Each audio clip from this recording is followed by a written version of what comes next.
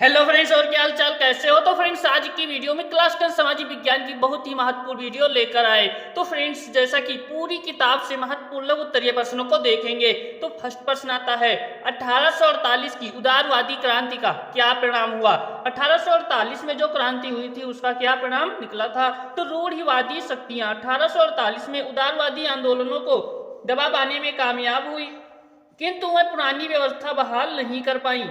राजाओं को यह समझ में आना शुरू हो गया था कि उदारवादी राष्ट्रवादी क्रांतिकारियों को रियायतें देकर ही क्रांति को समाप्त किया जा सकता था। राजाओं को यह बात समझ में आ गया था कि उदारवादी राष्ट्रवादी क्रांतिकारियों को कुछ रियायतें दी जाएं, इसी कारण ही क्रांति समाप्त किया जा सकता है।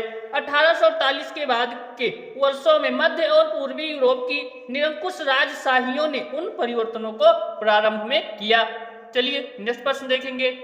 नेक्स्ट प्रश्न आता है, नेक्स्ट है उदारवाद की प्रमुख विशेषताओं का वर्णन कीजिए कि उदारवाद की प्रमुख विशेषताएं क्या क्या थी। तो उदारवाद लैटिन भाषा के शब्द लिबर से बना है, जिसका अर्थ है आजाद। नए मध्यम वर्गों के लिए उदारवाद का अर्थ था व्यक्ति के लिए आजादी और कानून के समक्ष बराबरी। कानून के समक्ष हर एक व्यक्ति को बराबरी दी जानी चाहिए थी।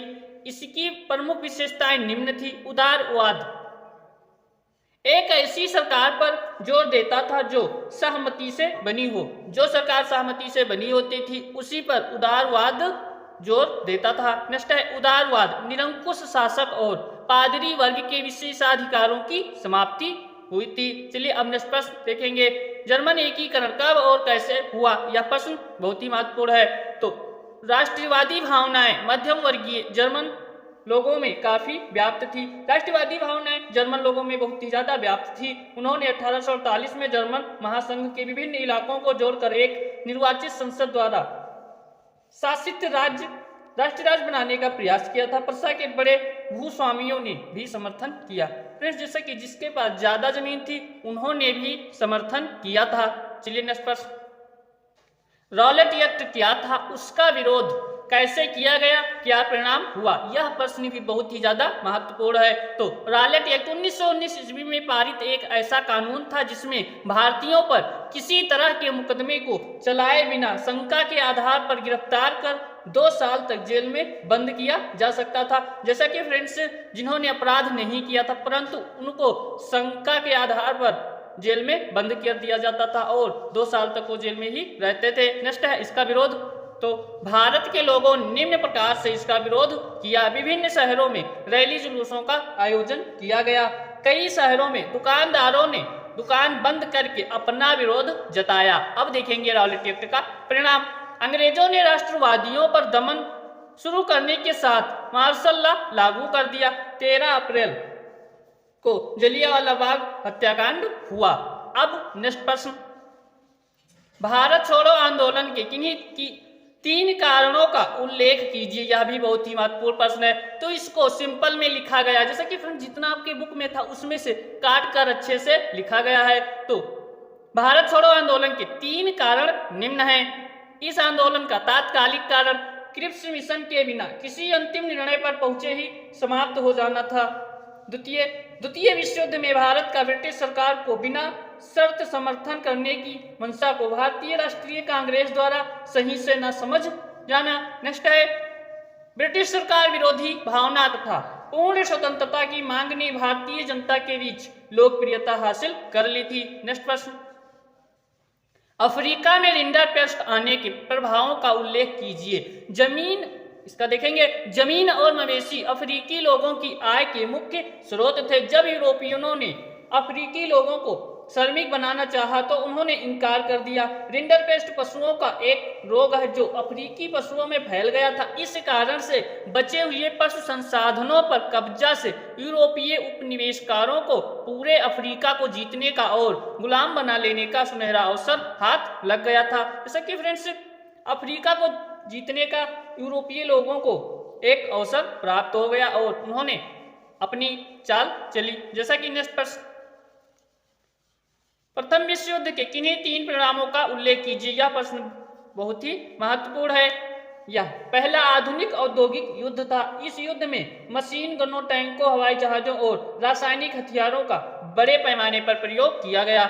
इस युद्ध ने मौत और विनाश की जैसी विभीषिका रची, उसकी औद्योगिक युग से पहले और औद्योगिक शक्ति के बिना कल्पना नहीं की जा सकती। युद्ध में 90 लाख से ज्यादा लोग मारे गए और लगभग 2 करोड़ लोग घायल हुए थे।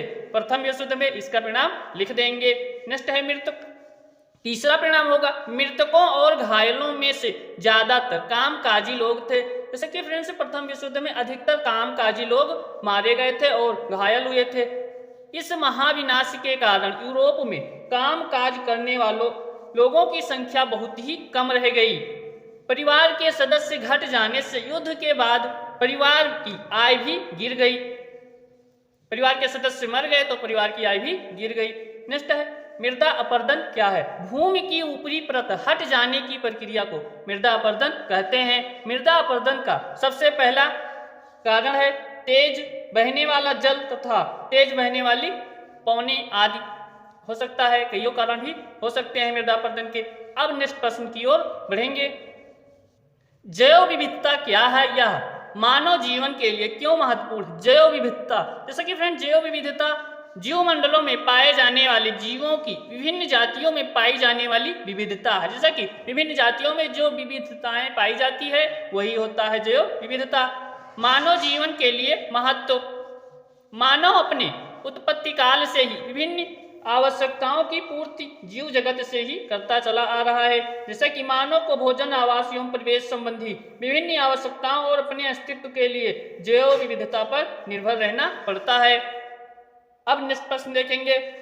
भारतीय अर्थव्यवस्था में कृषि का क्या महत्व है? जैसे कि फ्रेंड्स कृषि की दृष्टि से भारत एक महत्वपूर्ण है। जैसे कि कृषि भारत एक बहुत ही महत्वपूर्ण है। इसकी 2/3 जनसंख्या कृषि कार्यों में संलग्न है।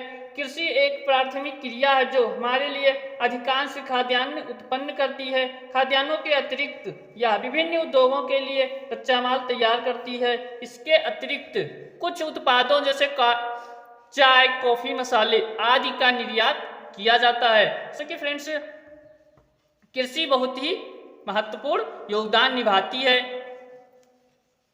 भारत की सबसे दक्षिणी लौह अयस्क की पेटी की 3 विशेषताएं लिखिए। तो चलिए देखते हैं। 3 विशेषताएं निम्न है। कर्नाटक की इस पेटी में लौह अयस्क की विशद राशि संचित है। कर्नाटक में पश्चिम घाट में अवस्थित कुद्रमुख की खाने 100% निर्यात इकाई है। देखेंगे कुद्रमुख निक्षेप संसार के सबसे बड़े निक्षेपों में से एक है। चलिए नेक्स्ट प्रश्न देखेंगे तो ये आपका हो जाता है।